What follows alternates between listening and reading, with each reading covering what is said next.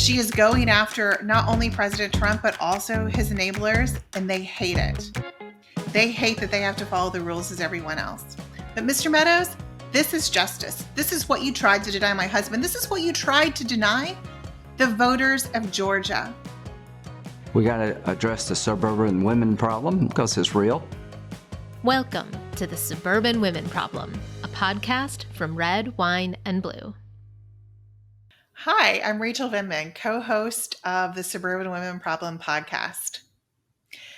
You might have heard last week that Mark Meadows, former President Trump's chief of staff, was charged along with former President Trump and 16 other co-defendants for unlawfully conspiring to change the election outcome while participating in a criminal enterprise.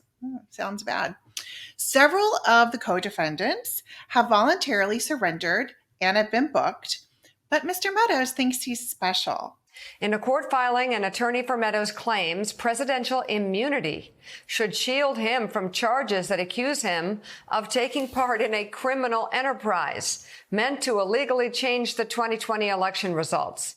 So Mr. Meadows then yesterday filed an emergency petition to the courts because, again, Mr. Meadows thinks he's special. I have some thoughts on this. I will never forget receiving a phone call on July 7th, 2020. A New York Times journalist called to ask me if I knew that an hour earlier, Secretary of Defense Mark Esper and Secretary of the Army Ryan McCarthy had been called into Mark Meadows' office at the White House, where he demanded that they find dirt on my husband, Alexander Vindman, so that they did not have to promote him. That's actually a tactic that's being used now in a different way, but there are no new tricks with the Trump administration and the Republicans, it seems. Mr. Meadows did not want my husband to be promoted as retaliation for him reporting the not-so-perfect call between President Trump and President Zelensky on July 25th, 2019. Because this is America. This is the country I've served and defended, that all of my brothers have served, and here, right matters. And almost a year later, there I was, sitting on the porch of my home in Virginia in the sweltering heat and humidity, hearing that the chief of staff of the President of the United States was still trying to destroy my husband and subsequently my family. And I wondered if we were ever going to be safe again. Later that day, Alex and I made the decision together that the next day he would submit his paperwork for retirement and he would leave the military, which is something he didn't want to do. But that's okay.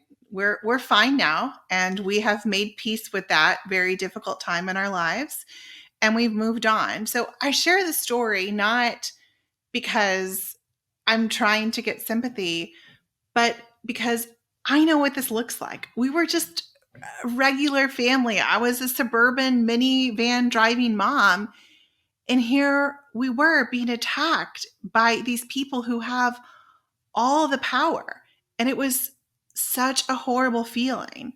And I wondered if we were ever going to be safe again. Not just our family, but our entire country, because I knew how normal we were, how normal my life had been, and how they were trying to attack and destroy us. It was surreal. It still seems surreal.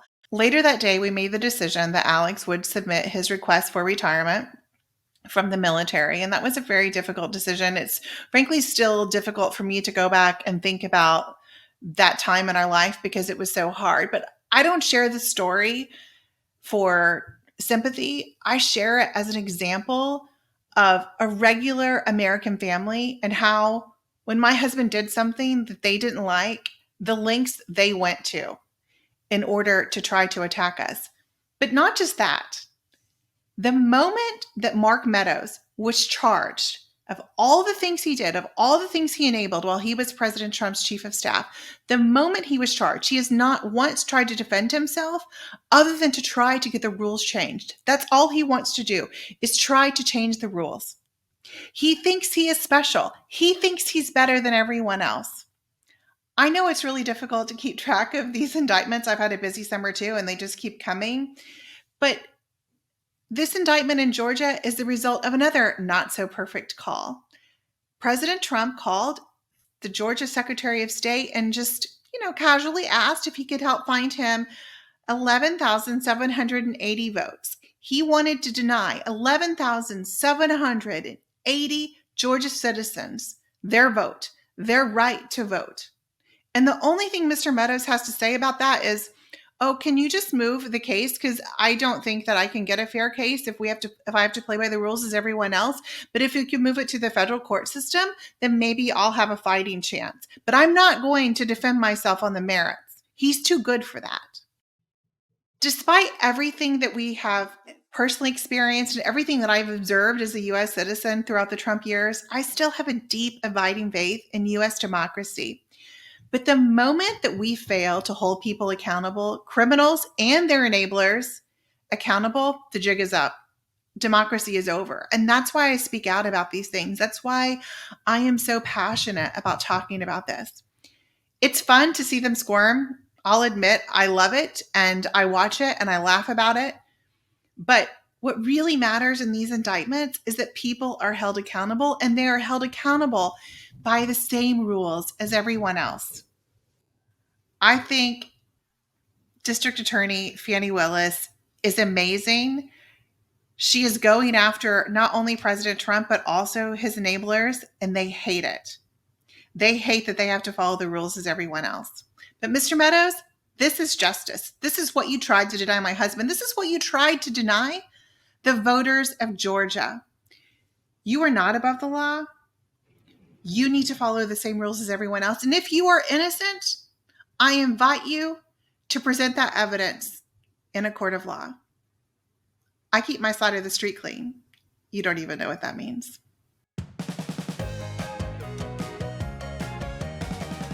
The Suburban Women Problem was created by Red, Wine, and Blue. Our producer and editor is Amy Thorstensen, and our project manager is Lindsay Quist.